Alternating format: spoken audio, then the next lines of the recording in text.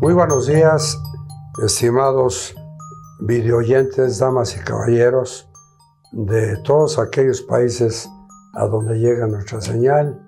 Sean bienvenidos y al mismo tiempo les agradecemos que tomen la molestia y el tiempo de escucharnos. Estamos actualmente dentro del programa La Historia Prohibida de la Humanidad. Estamos en nuestra tercera temporada, pero es el segundo programa de la tercera temporada. Exacto. Dentro de este título, de La Historia Prohibida de la Humanidad, hemos platicado con ustedes de varios temas, de varios científicos, obras completas que nosotros narramos para ustedes, las tratamos de interpretar lo mejor posible. Hemos dicho que somos también analistas y somos investigadores para que, aparte de leer una obra que algunas de ellas tienen muchos años de que se elaboraron, se investigaron y las escribieron, pues nosotros en estos tiempos modernos también tenemos modo de investigar algo, ¿no? Y si algo está incorrecto o podemos ampliarlo para que sea más comprensible, es lo que hacemos. Pues por hoy les diré que seguimos con este tema de el mito y el mundo moderno. O sea, el poder del mito. Realmente es el nombre de la obra. Y hoy vamos a continuar con el mito, el capítulo, puedo decir, el mito y el mundo moderno. Esta obra del escritor, del historiador considerado el mejor historiador norteamericano, se desarrolló en el rancho Skywalker de aquel del creador de Star Wars, y tiene un rancho al norte de San Francisco que se llama Skywalker, que es el héroe de aquella película, que quizá todos ustedes la vieron en alguna forma, o alguien en su familia, sus hijos, o que ahora ya deben ser mayores, pero de ahí se siguió la serie, y también en ese rancho filmaron esta de Harrison Ford, Indiana Jones después. Bueno, ya explicamos en algún programa anterior dónde está ubicado, etcétera, etcétera. Pero vamos a entrar ya al tema. Repito, el tema de hoy es el mito y el mundo moderno. Esta plática, de donde salió este libro, fue una entrevista que un periodista muy destacado, conocido en Estados Unidos, de apellido Moyers, le hizo a William Campbell. Vamos a abreviar un poquito, porque hay partes que es amplia la explicación, y si les digo en cada caso Moyers y en otro Campbell, y así me voy, pues quizá nos tardemos un poco más. Entonces hay la opción de que Moyers es M y Campbell es C.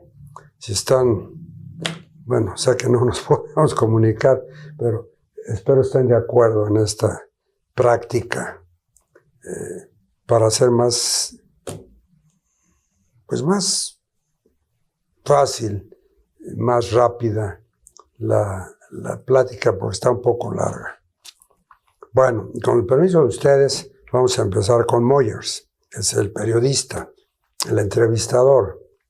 Pero le dice, y después viene el periodista que tiene licencia para explicar las cosas que no entiende. Le dice a Campbell.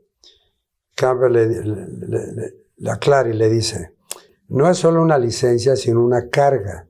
El periodista tiene la obligación de educarse a sí mismo en público.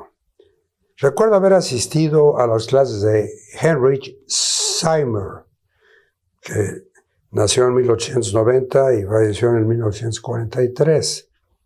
Fue un indólogo, o sea, él estudió e investigó a la India.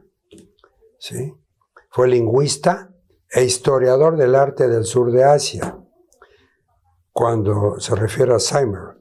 Cuando era joven, él fue el primero, que yo sepa, que habló de los mitos como vehículos de mensajes válidos para la vida, no solo como asuntos interesantes para estudiosos, y eso me confirmó un presentimiento que yo tenía desde la infancia. Le dice Moyers, ¿recuerdas la primera vez que descubriste el mito? ¿La primera vez que una historia tomó vida en ti?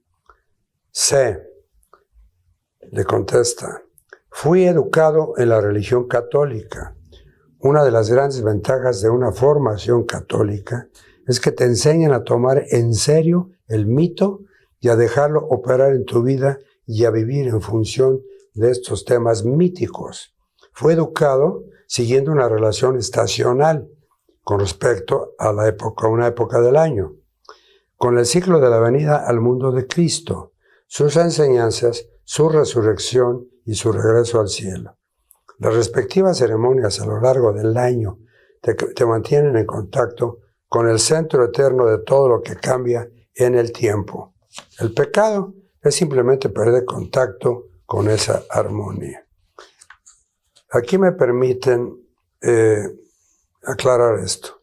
Hemos dicho en este programa, en respeto a ustedes, nuestros televidentes, no mencionamos las religiones, el nombre de la religión. Decimos filosofías, ¿sí? Pero en este caso estoy nombrándola porque así está escrita y la nombra varias veces el autor, o sea, Campbell. Entonces, pues, con el respeto debido, lo vamos a narrar como está escrito. ¿Sí? Por favor. Bueno, eso dijo Campbell. Aquí dice contacto con esa armonía. Y después me enamoré de los indios norteamericanos. Para aquel extranjero que nos escuche, que no conozca la historia de Estados Unidos, los indios norteamericanos que aquí menciona son los verdaderos poseedores, por decirlo así, de la tierra. Ellos habitaron primero antes que cualquier colono que llegó, la gran mayoría de Europa. Ellos habitaban, era su tierra. Diferentes tribus, como en todos lados, en Europa, en Asia, en X lugar, se ha dado que las divisiones son las tribus.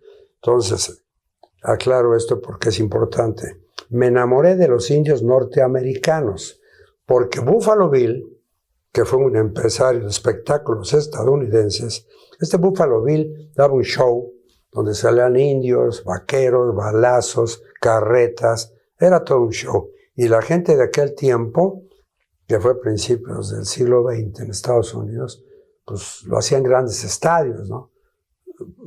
Recuerdo ahorita el Madison Square Garden, lugares amplios, grandes, donde daba todo ese show, que era muy grande.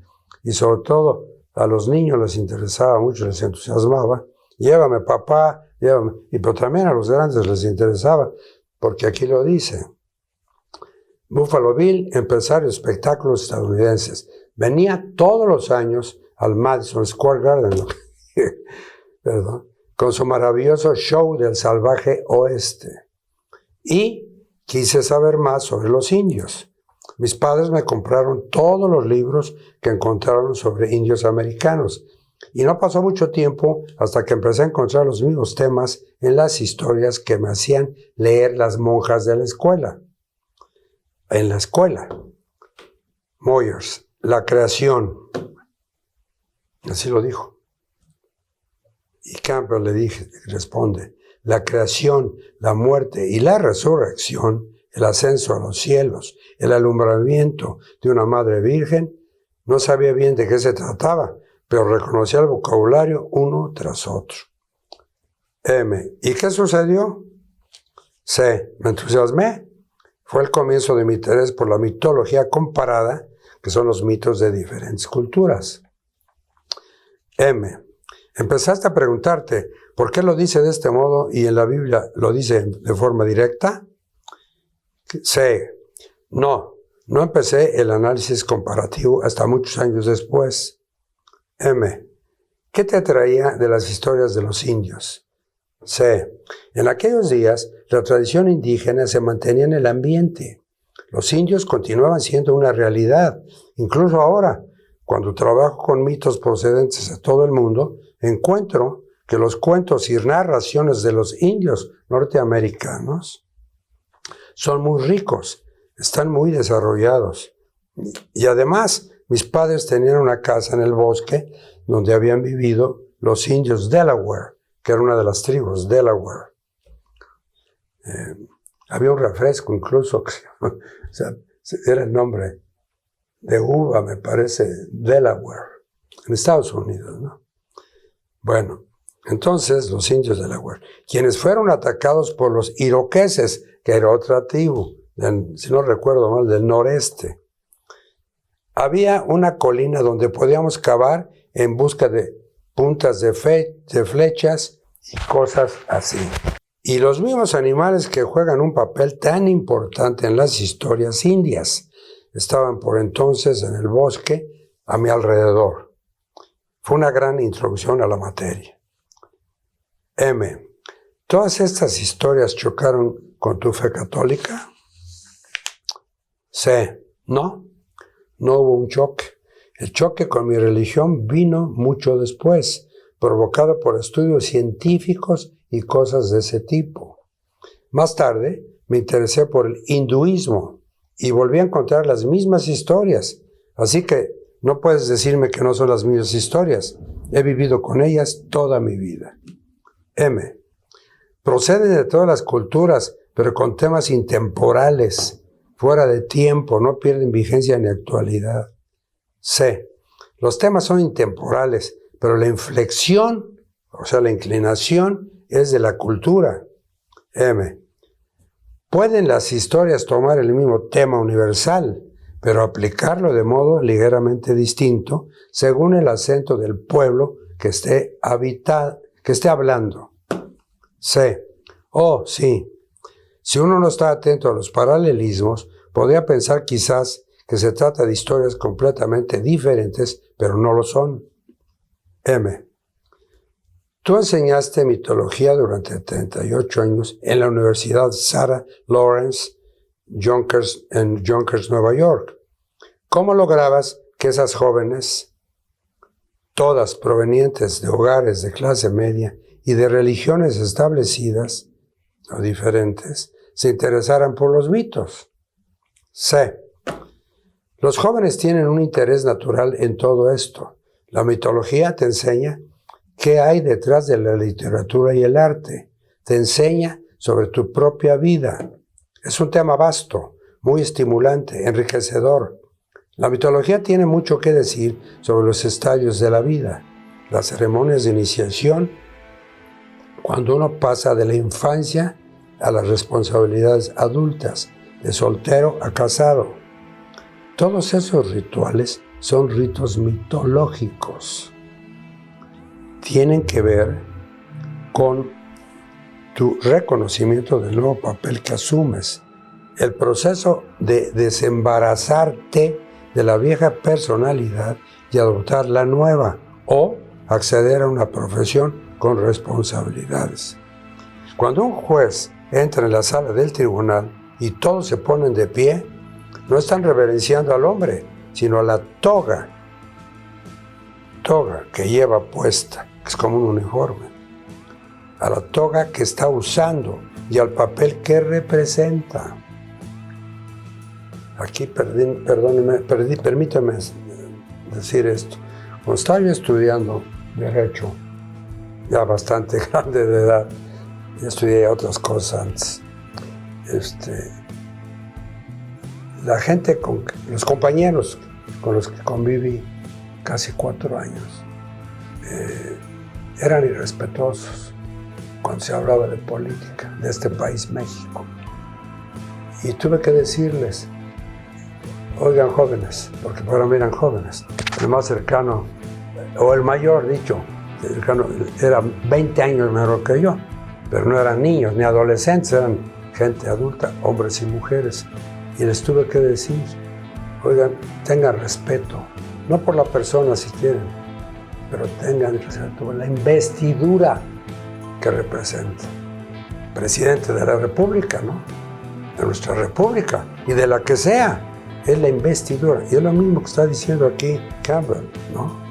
Entonces, pues, al papel que representa. Lo que lo hace digno de ese papel es su integridad como representante de los principios de ese papel y no un conjunto de prejuicios personales. De modo que cuando te pones de pie en un tribunal de justicia, lo haces ante un personaje mitológico. Supongo que algunos reyes y reinas son las personas más estúpidas, absurdas y banales que nadie puede imaginarse. Es opinión de él, ¿eh? Probablemente interesados nada más que en caballos y mujeres. A ver, voy a rectificar. Sí, habla de los reyes y algunas reinas también, ¿verdad? Ahí sería en vez de mujeres en hombres, ¿no? Ya sabes, me dice, ya sabes, tú entiendes. Pero el súbdito no responde a ellos como personalidades, sino como encarnaciones de un papel mitológico. Cuando alguien adopta el papel de un juez o presidente de los Estados Unidos, el hombre ya no es ese hombre, es el representante de una función eterna. Tiene que sacrificar sus deseos personales e incluso sus responsabilidades vitales a la función que está representando. ¿Ven? Va de acuerdo a lo que dije, que les platiqué ahorita que tuve que hacer, porque a mí me educaron en respeto, ¿eh?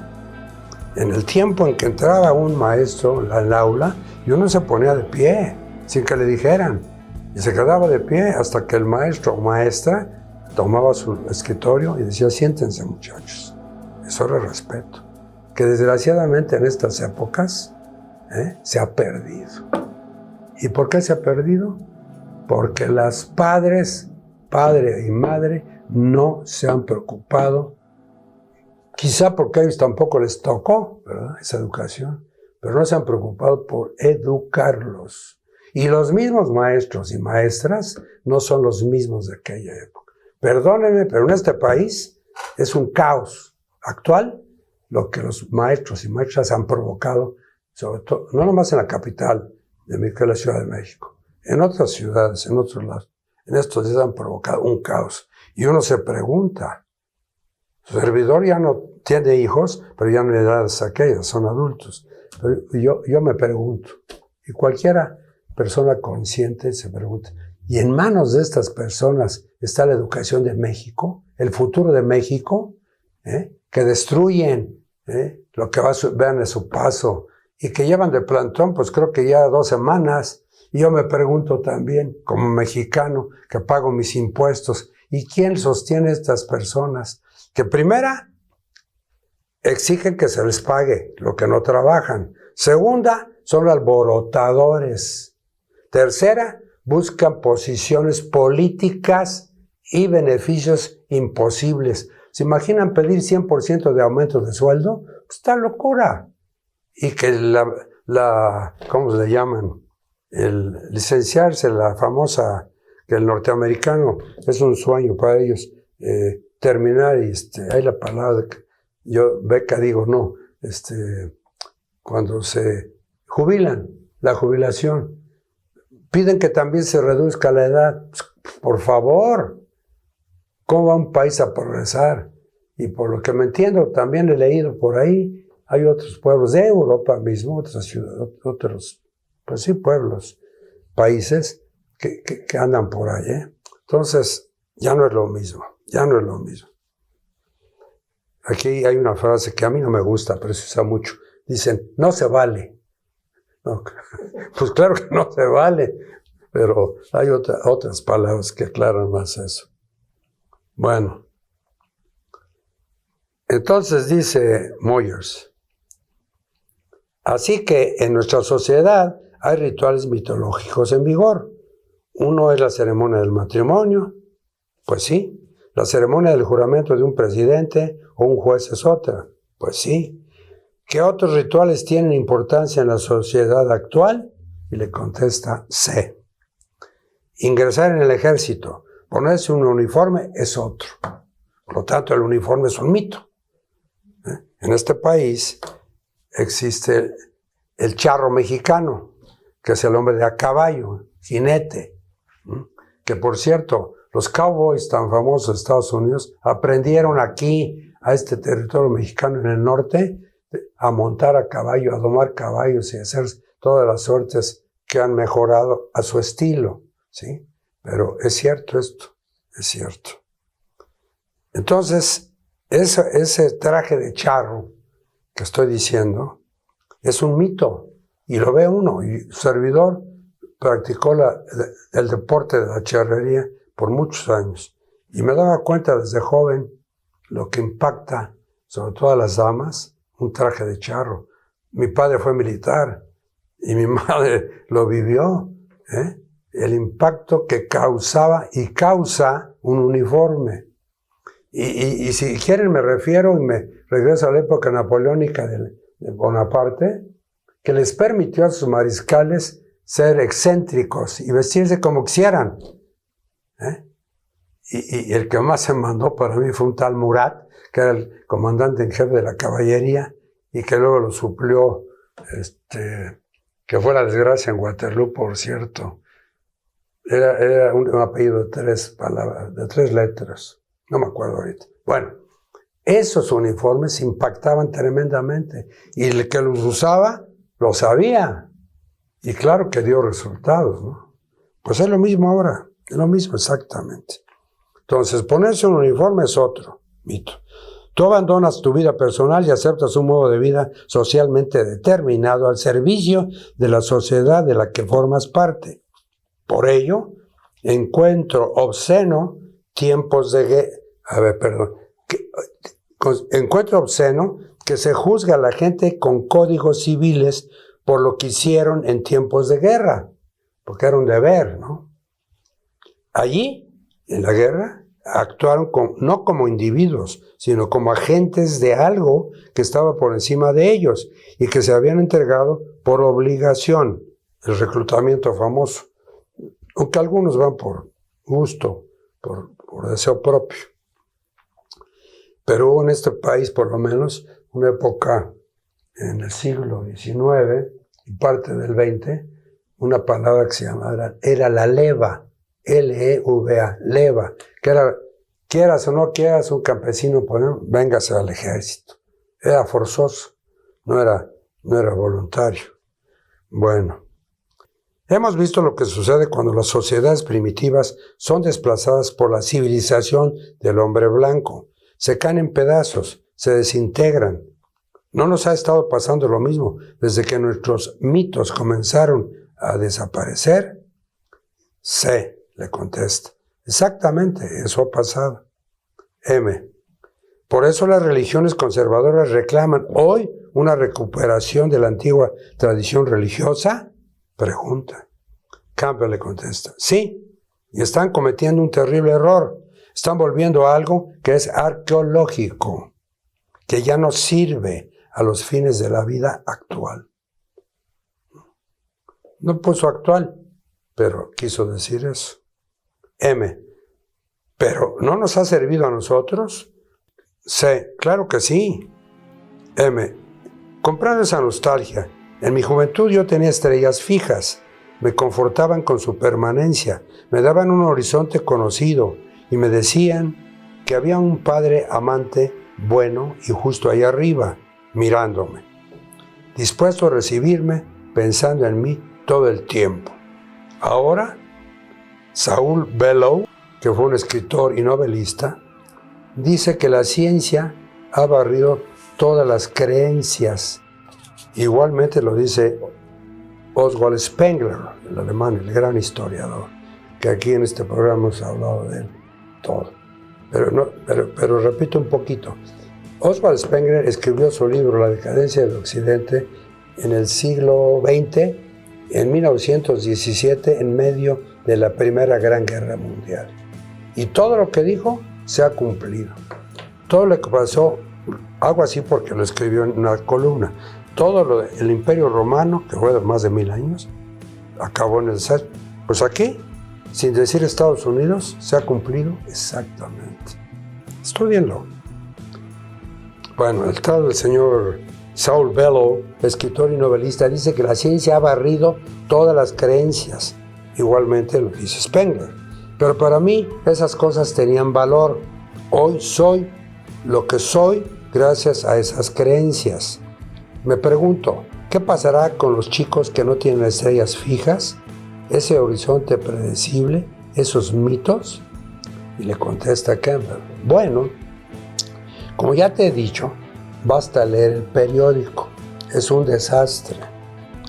En determinado nivel de vida y estructura, los mitos ofrecen modelos de comportamiento, pero los modelos tienen que ser adecuados al tiempo en que se está viviendo. Y nuestro tiempo ha cambiado tan deprisa que lo que era adecuado 50 años atrás, hoy ya no lo es. Entonces, nos quedamos en el 88, donde dijo, hoy ya no lo es. Las virtudes del pasado son los vicios del presente. Fíjense, las virtudes del pasado, no porque hayan sido santos, los seres humanos, pero bueno, son los vicios del presente. Y mucho de lo que se creía que eran los vicios del pasado son las necesidades de hoy. El orden moral tiene que ponerse a tono con las necesidades morales de la vida real en el tiempo, o sea, en la sociedad actual, aquí y ahora. Y eso es lo que no estamos haciendo, así dijo.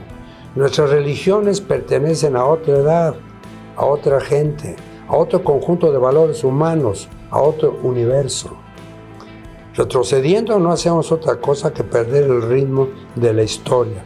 Nuestros hijos pierden su fe en las religiones que se les ha enseñado y pasan a un mundo propio, a veces con la ayuda de una droga. Bueno, pues aquí cabe otra vez Spengler. Spengler dijo que se compone en dos etapas la vida. Él decía que la cultura es la espiritualidad, algo así, es la cultura sobre la técnica. Y civilización, que es la que vivimos, es al revés, es la técnica sobre el espíritu. Eso dijo Spengler, y es lo que está diciendo Campbell en otra forma. Campbell ya había leído a Spengler, obviamente. O sea, dijo Moyers, preguntó, a veces con ayuda de una droga, dijo. Y Campbell, sí. Dijo, sí, ahí tienes una experiencia mística inducida mecánicamente. He asistido a muchos congresos de psicología que se han ocupado de este problema tan importante de la diferencia entre la experiencia mística y el derrumbe psicológico. La diferencia es que el que se derrumba se está ahogando en el agua, en la que el místico nada. ¿Sí? Bracea. Es preciso prepararse para esta experiencia. Moyers le dice, tú has hablado de la cultura del peyote. Aquí entramos ya a lo más que místico, casi a lo sobrenatural. El peyote en este país es una planta, un fruto, le dicen los indios de aquel rumbo, los naturales de aquel rumbo, que es Nayarit, el estado de Nayarit, del lado oeste, pegado al Pacífico, y de parte de San Luis Potosí, es otro estado. Es una planta que nace en tierra y como si fuera un chayote, ¿cómo les puedo decir? Como si fuera una fruta, que eso es. Y lo arranca, el que lo va a tomar, a comer mejor dicho, lo arranca así, lo zafa de la tierra, posteriormente medio lo limpia, lo parten y se lo comen. Todo esto dirigido por un chamán.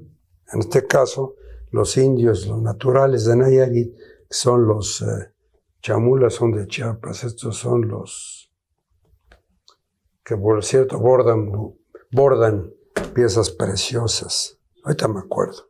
Bueno, le dice, tú has hablado del peyote que emerge y se convierte en dominante entre los indios americanos.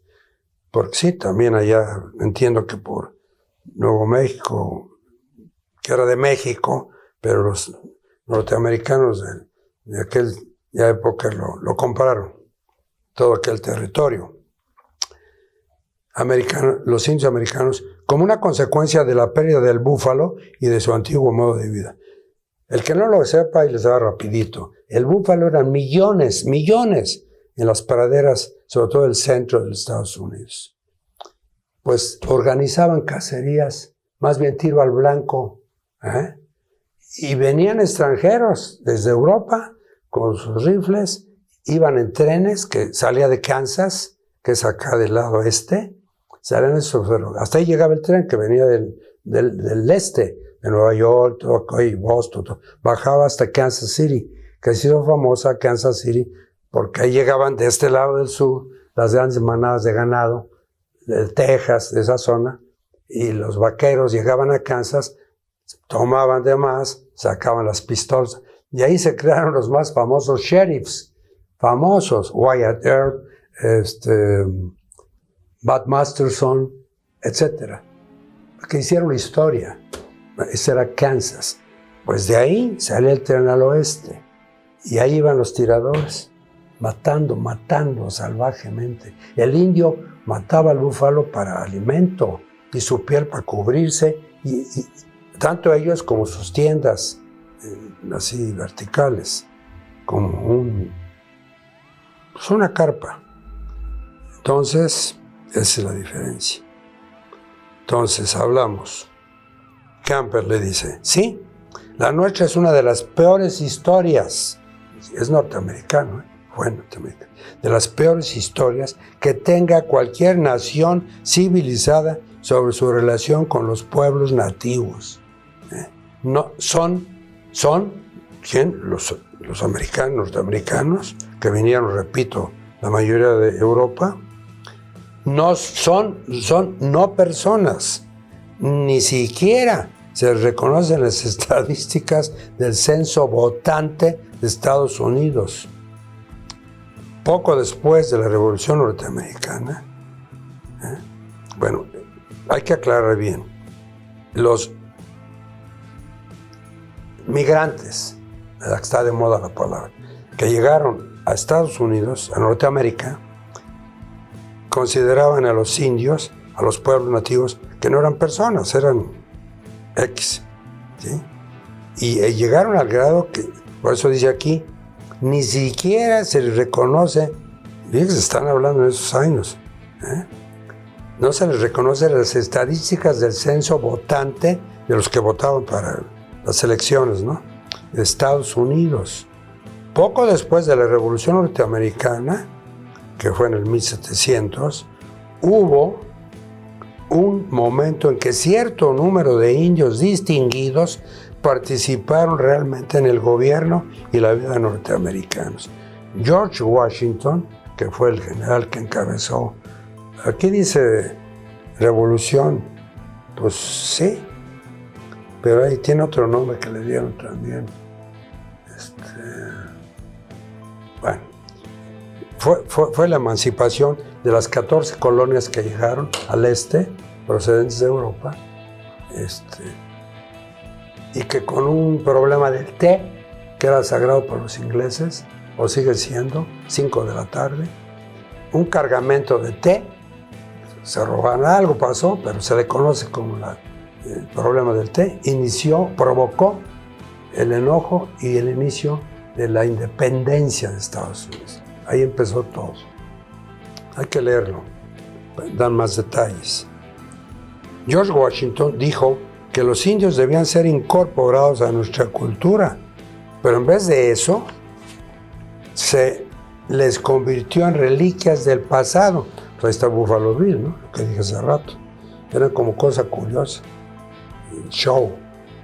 En el siglo pasado, todos los indios del sudeste, fueron encerrados en vagones, transportados bajo vigilancia militar a lo que entonces se llamaba territorio indio, que fue entregado a perpetuidad a los indios. Era la Florida, toda esa península, allá los mandaban. Pero fíjense qué curioso. Fue entregado a perpetuidad a los indios como su tierra inviolable, hasta que un par de años después les fue arrebatado. ¿Por qué? Porque pues, ¿qué es Miami? Pues, es de Florida, la punta que da entre el Atlántico y el Golfo de México, ¿no? Así es. Así han sido los señores vecinos. Recientemente algunos antropólogos han estudiado a un grupo de indios en el noroeste de México, acá, contrario, que viven a poca distancia de un área importante de crecimiento natural del peyote. El peyote es su animal, es decir, lo asocian con el venado, que también lo usaban para comer, y la piel. Y tiene la especial misión de ir a recoger el peyote y traer, aquí está el nombre que no me acuerdo, huicholes, los huicholes, Huicholes, huicholes. Les digo que bordan precioso. Telas, ¿no? Estas misiones son viajes místicos con todos los detalles del típico viajes cuando están en onda, ¿no? Como dicen, místico, del viaje místico. Primero está el desprenderse de la vida secular. Quien desee participar en este viaje tiene que hacer una confesión completa de sus faltas en su vida reciente. Si no lo hace, la magia no surtirá efecto. Esto lo pongo en duda, ¿eh? ¿Por qué? Porque lo viví. Por eso lo pongo en duda. La magia no surtirá. Si no lo hace, la magia no surtirá efecto. Luego inician la experiencia. Incluso hablan un lenguaje especial, un lenguaje negativo. En lugar de decir sí, por ejemplo, dicen no. O en lugar de decir vamos, dicen venimos. Están en otro mundo psíquico. Pues aquí me permiten, voy a hacer otra aclaración.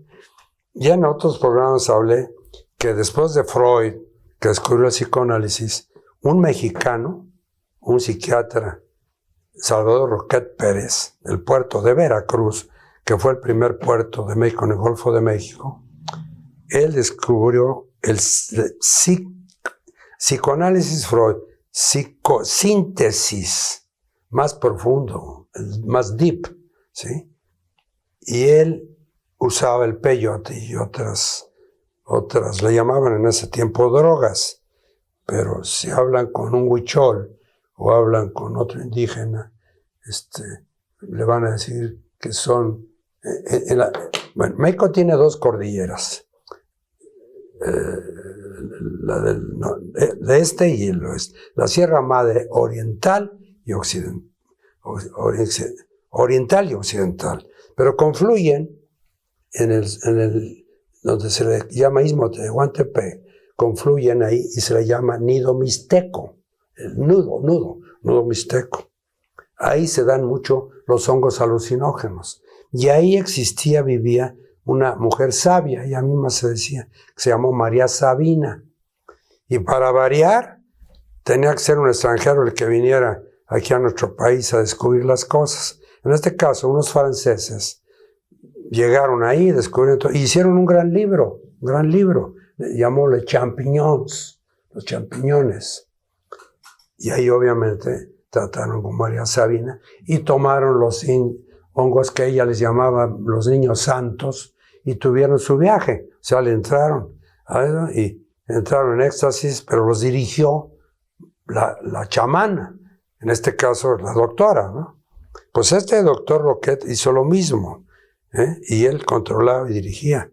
Y la técnica es, como dice Spengler, de las culturas, dice, toda cultura tiene una primavera, verano, otoño y invierno. Y nacerá una nueva cultura, que por cierto Spengler dijo que la nueva cultura nacería en América, refiriéndose a Norteamérica, refiriéndose a todo el continente americano, no a Norteamérica. Nacerá una nueva cultura. Ya otras gentes han dicho que es en México, porque es la tierra prometida. En fin, hay mucho que hablar de esto. Pero yo tuve experiencias de este tipo. Entonces, están en otro mundo, el psíquico. Después llegan al umbral de la aventura. Hay altares especiales que representan estadios de transformación mental en el camino. Y después viene el gran momento de coger el peyote. Lo matan como si fuera un venado. Se acercan con sigilo, le arrojan una pequeña flecha y luego realizan el ritual de recolectar el peyote. Todo el ritual reproduce a la perfección el tipo de experiencia que se asocia con el viaje interior, después de que lo ingieren. Cuando se abandona el mundo externo para entrar en el reino de los seres espirituales, identifican cada pequeño estadio con una transformación espiritual. Transita un cambio que es una vía sagrada. Y dice Moyers, ¿por qué lo hacen de modo tan complicado? Y le contesta Campbell, bueno, tiene que ver con el hecho de que el peyote no solamente produce un efecto biológico, mecánico, químico, sino un efecto de psicodislépticos, psicotrópicos, transformación espiritual. En otras palabras, el cerebro se acelera, se superacelera, ¿no? Y aquí viene todo.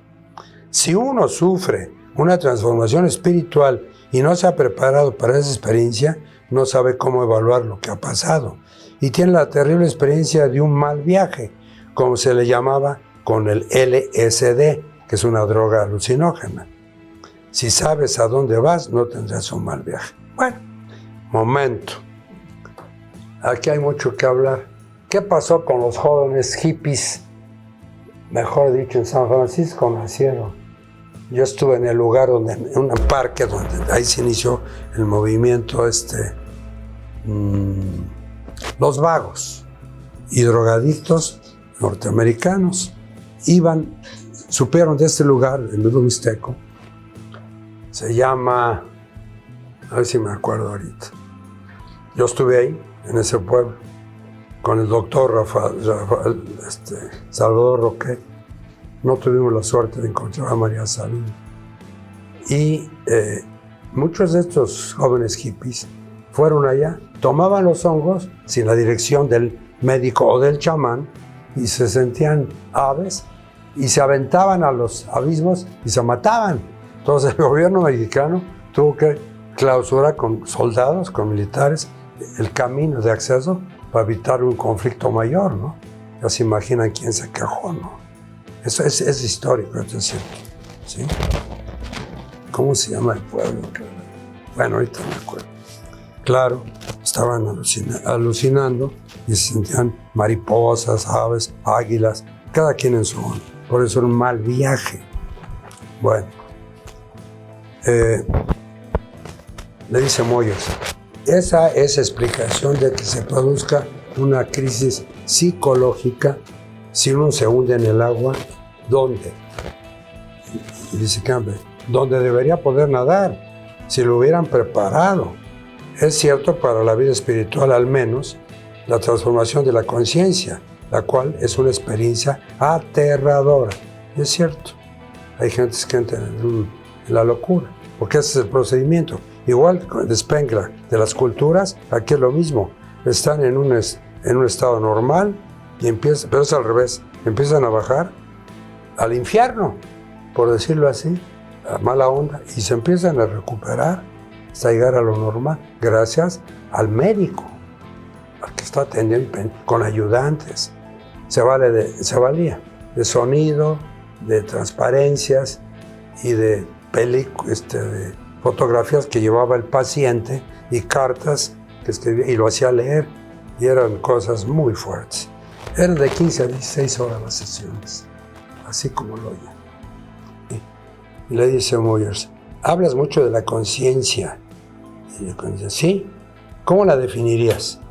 Dice Campbell, es característico del pensamiento cartesiano, o sea, la forma de razonamiento y filosofía desarrollada por René Descartes, un filósofo y matemático francés, en considerar la conciencia como algo específico de la cabeza, creer que la cabeza es el órgano donde se origina la conciencia, y no es así. La cabeza es el órgano que tuerce la conciencia en cierta dirección o con vistas a cierto conjunto de propósitos. Pero hay conciencia aquí, en el cuerpo, donde todo viviente está informado por su propia conciencia. Yo siento que la conciencia y la energía son lo mismo. De algún modo, donde quiera que veas una auténtica energía vital, ahí hay conciencia.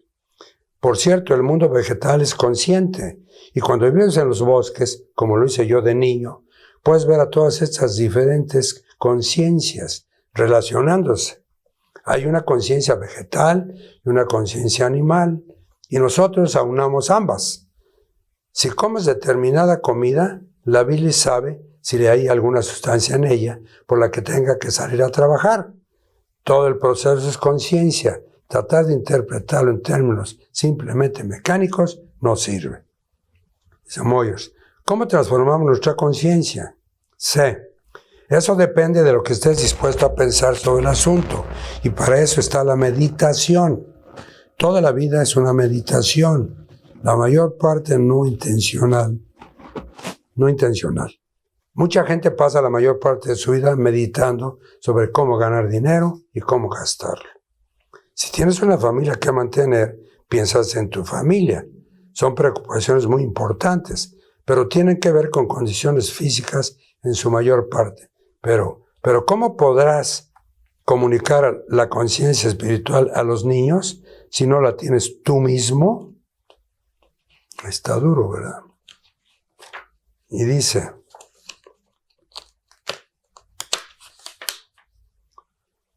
¿cómo la consigues? Los mitos están ahí para llevarnos a un nivel de conciencia que es espiritual. Pongamos un ejemplo. Sigue diciendo Campbell.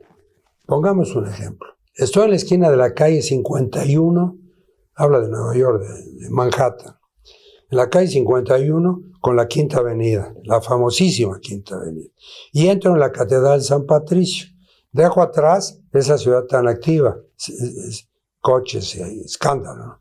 Gobernada como, fíjense, dejo atrás esa ciudad tan activa, gobernada como pocas por la economía. Sí, está Wall Street. Entro en la catedral y todo a mi alrededor habla de misterios espirituales. El misterio de la cruz, ¿qué es todo eso?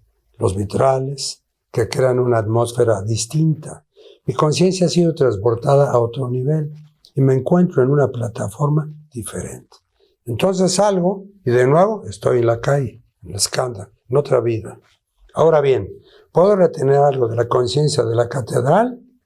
Ciertas plegarias o meditaciones están pensadas para retener la conciencia en ese nivel, en lugar de dejar que se pierda por completo. Y después, lo que finalmente puedes hacer es reconocer que este no es más que un nivel inferior de esa conciencia más alta. El misterio ahí expresado está operando en el campo de tu dinero. Por ejemplo, todo el dinero es energía congelada. Creo que esta es la clave de cómo transformas tu conciencia. Y le dice el M, ¿no piensas a veces, cuando estudias estas historias, que te estás ahogando en sueños ajenos? Campbell le dice, no escucho sueños ajenos. No escucho sueños ajenos, más los míos. Pero todos esos mitos son sueños ajenos. ¿O no? No lo son. Son los sueños del mundo. Son sueños arquetípicos, o sea, componentes del inconsciente colectivo que tratan de los grandes problemas humanos. Sé cuándo alcanzo uno de los umbrales. El mito me dice cómo responder a ciertas crisis de desilusión o placer o fracaso o éxito. El mito me dice dónde estoy. M. ¿Qué pasa cuando la gente se convierte en leyenda? Puedes decir, por ejemplo, que John Wayne, actor y director estadounidense, ¿es un mito?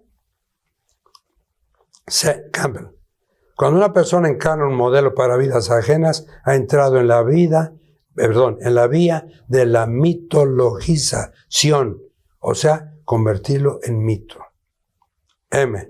Esto sucede frecuentemente con actores de cine, que es donde buscamos mucho nuestros modelos, o muchos de nuestros modelos.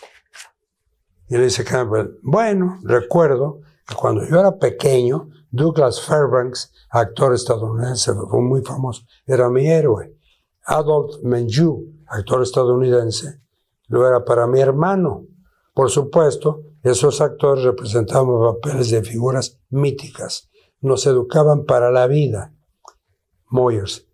Para mí, en el cine no hay figura tan conmovedora como Shane.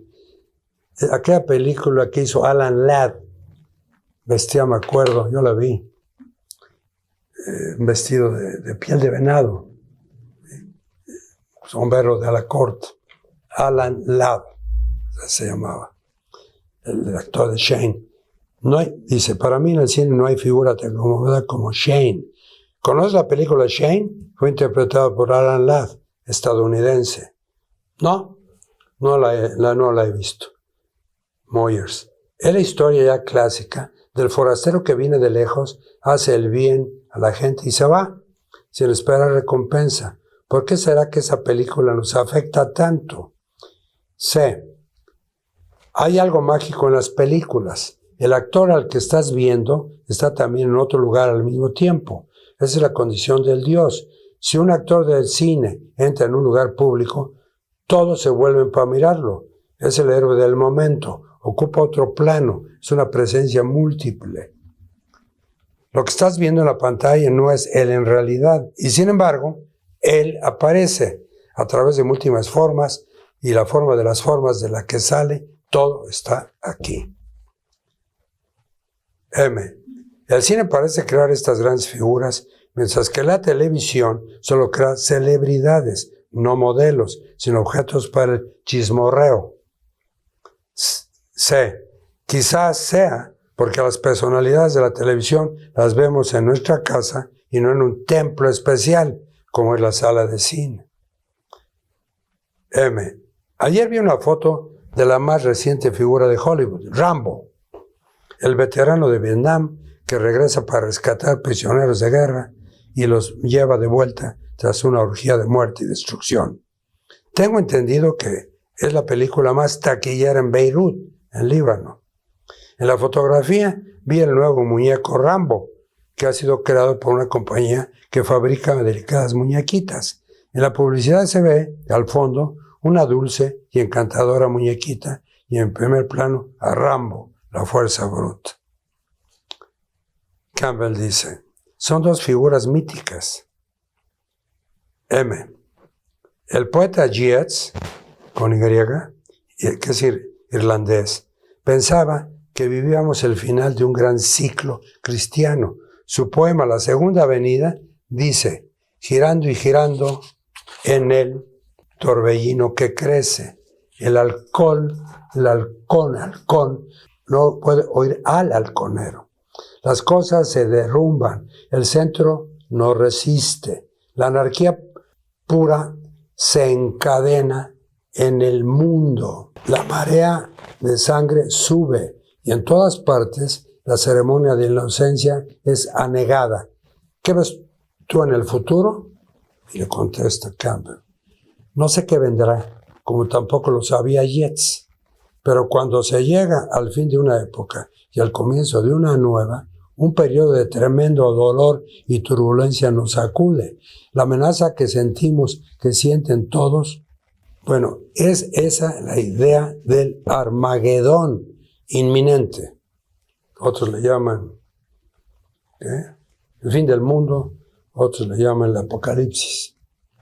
Es un contexto religioso, ya sabes. M. Me he convertido en la muerte, la destructora de mundos, dijo Oppenheimer, físico estadounidense, conocido como el padre de la bomba atómica. Esto se hizo en el estado de Nuevo México. Es un estado pegado a la frontera con México. Cuando había explotado la primera bomba atómica, eso dijo, ¿pero tú no piensas que será nuestro fin? ¿No? Campbell dice, no será el fin. Quizás sea el fin de la vida en este planeta, pero eso no es el fin del universo. Es apenas una explosión menor en comparación con todas las explosiones que están sucediendo en todos los soles del universo. El universo es un racimo de calderas atómicas explotando, como nuestro sol. Así que lo nuestro es una pequeña imitación del gran trabajo. Moyers. ¿Puedes imaginarte otras criaturas en algún otro lugar, ocupando sus días fugaces con la clase de sentido que crean nuestros mitos y grandes historias? C. Campbell. No. Cuando comprendes que si la temperatura sube 50 grados y permanece ahí, no existirá vida en la Tierra. Y si cae, yo diría, si aumenta, digamos 100 grados, y se mantiene, no habrá vida en todo el planeta. Cuando comprendes cuán delicado es este equilibrio, qué importante resulta la cantidad de agua, problema que estamos viviendo actualmente. Bueno, cuando piensas en todos los accidentes del medio que produjeron la vida, ¿cómo puedes pensar que la vida que conocemos puede existir en cualquier otra partícula del universo? Por muchos satélites de estrellas que pueda haber. M. Esta vida frágil se ve amenazada por su posible extinción. Y la imagen de la dulce muñequita yuxtapuesta, o sea, unida, al violento Rambo, ¿no contradice lo que sabemos de la vida gracias a la mitología? Sí, no. Así de fácil le contesta. Moyers. ¿Descubres alguna nueva metáfora que surja en un medio moderno para referirse a las viejas verdades universales? Sí. Veo la posibilidad de nuevas metáforas, pero no veo que se hayan hecho mitologías todavía. M. ¿Cuáles crees que serán los mitos que incorpore la máquina en el nuevo mundo? C. Bueno, los automóviles ya han entrado en la mitología, forman parte de los sueños, y los aeroplanos están en gran medida al servicio de la imaginación. El vuelo del avión, por ejemplo, equivale en lo imaginario a una liberación de la superficie terrestre. En cierto modo, representan lo mismo que simbolizan los pájaros. El pájaro simboliza la liberación del espíritu de sus vínculos a la tierra, así como la serpiente simboliza el vínculo con la misma, con la tierra. Ahora es el avión el que cumple esa función. M. ¿Algún otro? C. Las armas, por supuesto. Todas las películas que he visto en el avión viajando entre California y Hawái muestran personajes con revólveres, es el Señor de la Muerte, cargado de armas, instrumentos diferentes. Se refiere a películas de tipo western, o sea, de vaqueros, ¿sí? De balazos y caballos, todo eso. Toman el papel de los viejos que ya no sirven, pero no veo más que eso. M. De modo que los nuevos mitos servirán a las viejas historias. Cuando vi la Guerra de las Galaxias, recordé la frase del apóstol Pablo: lucho contra príncipes y poderosos. Bueno, esto ocurrió hace 2000 años, y en las cavernas de los primeros cazadores de la Edad de Piedra ya hay escenas de luchas contra príncipes y poderosos. Y aquí en nuestros modernos mitos tecnológicos seguimos luchando. C. Campbell. El hombre no debería de someterse a los poderes externos, sino dominarlos. El problema es cómo hacerlo. Le dice Moyers. Mi hijo menor fue al cine a ver La Guerra de las Galaxias una y otra vez. Cuando lo hacía por 12ª o 13ª vez, le dije: ¿por qué vas tantas veces? Me respondió: por el mismo motivo que tú has releído el Viejo Testamento toda tu vida. Él estaba en un mundo nuevo de la mitología. C. Es cierto que esa película proyecta una perspectiva mitológica válida. Muestra al Estado como una máquina y pregunta: ¿la máquina debe aplastar a la humanidad para servirla? Lo humano no proviene de la máquina, sino del corazón. Lo que descubro en La Guerra de las Galaxias es el mismo problema que nos plantea Fausto, o sea, a Mefistófeles. Como ustedes saben, es un drama del escritor alemán Johann Wolfgang von Goethe. El hombre máquina puede darnos todos los medios y es probable que así determine también los objetivos de la vida. Pero por supuesto, la característica más importante de Fausto es aquello que lo hace candidato a la salvación. Es que busca objetivos que no son los de la máquina. Ahora bien, cuando Luke Skywalker, personaje de la saga de Star Wars, desenmascara a su padre. Está anulando el papel de máquina que ha jugado el padre. El padre era el uniforme. Eso es el poder, el papel del Estado. Moyers le dice, las máquinas nos ayudan a consumar la idea de un mundo hecho a nuestra imagen y semejanza. Queremos que sea lo que creemos que debería de ser. Campbell, sí, pero ya el momento en que la máquina empieza a dictar órdenes. Por ejemplo, yo me compré esta maravillosa máquina, un ordenador, computadora, decimos acá. Yo soy algo así como una autoridad en dioses, así que no me dio trabajo identificar a la máquina, la cual me pareció una especie de Dios del Viejo Testamento, con muchas reglas y sin ningún género de piedad. Moyers. Hay una anécdota muy graciosa sobre el presidente Eisenhower y las primeras computadoras. Ejemplo, aquí hay un ejemplo, si me permiten. La Odisea del Espacio de Stanley Kubrick, en donde la máquina, la computadora, con su ojo maneja a la tripulación, los va durmiendo hasta quererse quedar ella propietaria de la nave. Pero uno de los tripulantes se da cuenta de eso y se lo comunica a otro compañero que queda pues vivo, despierto todavía, y le dice, vente, vámonos afuera a una cápsula, y le dice ahí, pero hay una claraboya, y el ojo de la computadora lo ve, y le sabe leer los labios, y se entera, y entonces, por lo tanto, duerme al fulano este. Todo lo que hace el Skywalker de esa película es que empieza a desconectarla, y le dice la máquina, no hombre, no me desconectes, yo te voy a hacer dueño del mundo, por decir, y él no hace caso y lo desconecta hasta que lo acaba. Es un ejemplo en esa película de lo que están diciendo.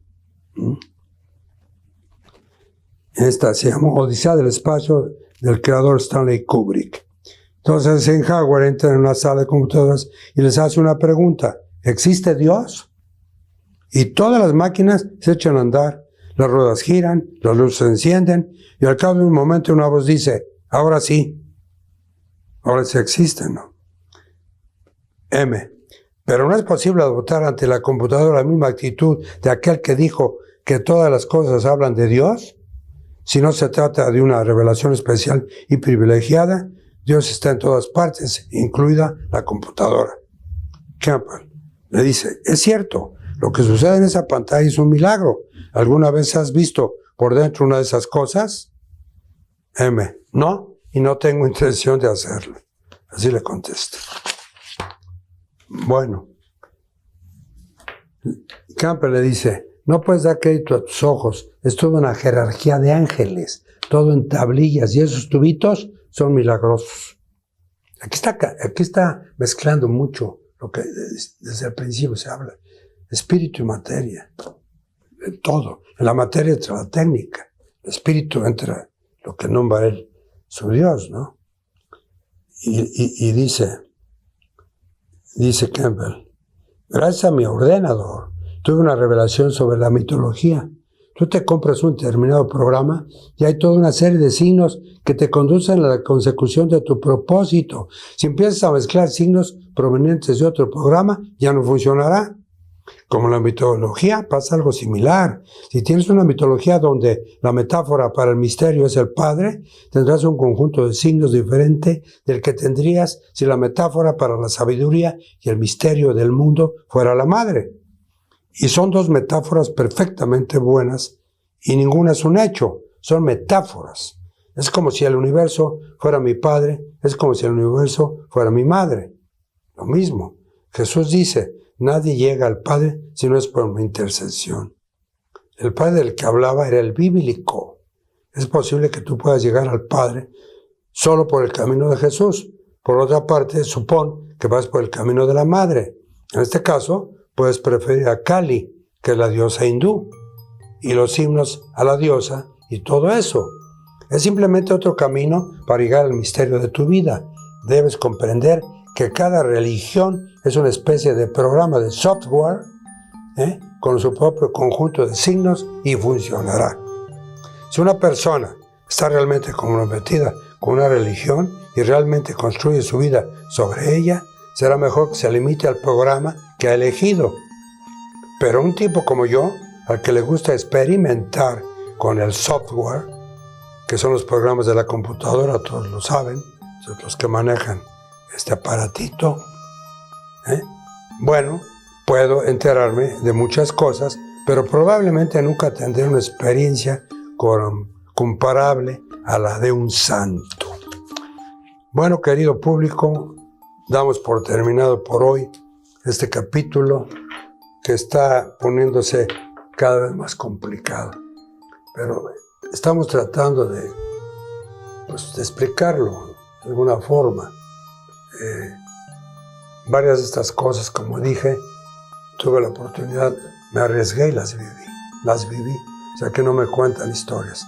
Es más, Campbell, el mismo señor Campbell, se pasó, porque sí sucedió, pero sin un guía, ¿sí?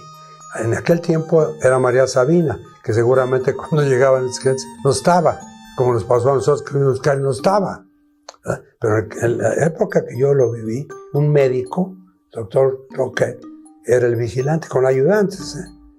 En fin, hoy por hoy les agradecemos su atención, su comprensión, las disculpas, el nerviosismo y la ansiedad de querer platicarles más, pero pues se nos va el tiempo y tenemos que ser limitados.